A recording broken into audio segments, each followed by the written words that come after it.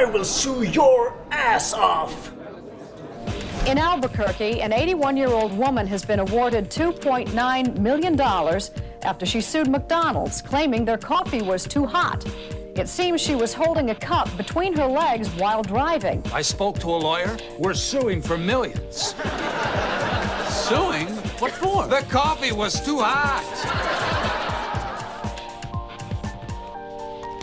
Hot Coffee is about the infamous McDonald's coffee case, the woman who spilled coffee and sued McDonald's, and what people really don't know about that case. Most people think they know the facts, and what they believe is very different from what the truth is. I got this picture in my mind that she actually pulled up, maybe took the coffee, and dumped it.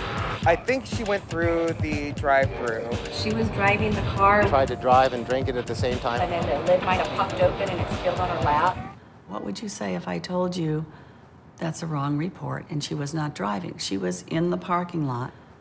She was in the passenger seat. My nephew was driving.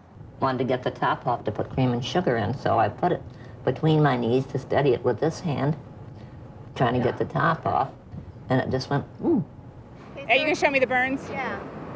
What? Yeah. Would that change your mind at all? Wow.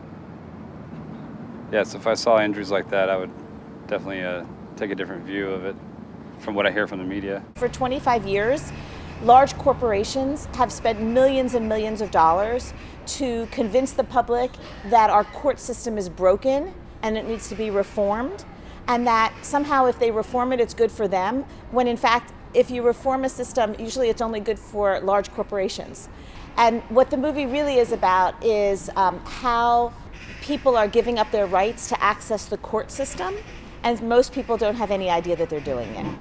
Our courts of law are really the only place where an average person can hold a wrongdoer accountable. And so if we take away our court system, we really don't have any other remedies. There are always going to be people in every system who try to take advantage. That is human nature. The question really is whether or not they get anywhere when they try to take advantage.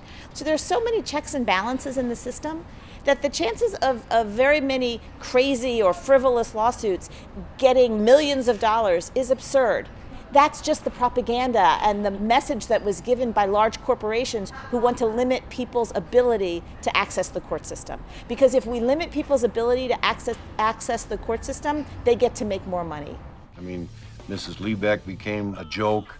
The jury function became a joke. They did a masterful job of taking this simple verdict and turning it upside down as though people like Mrs. Liebeck are trying to take economic advantage of the whole legal system. For 25 years, I was essentially a public interest lawyer, and I knew these issues, and I knew that most people didn't understand them, and that what they did believe wasn't actually true. And so I didn't start out to become a filmmaker. I just wanted to send a message. I wanted to tell the stories that are in the film.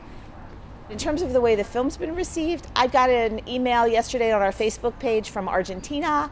I got one from Brazil. I've gotten ones from Israel. I've gotten ones from New Zealand telling me how much the movie has opened their eyes to something that they didn't understand, and to thank me for making this movie.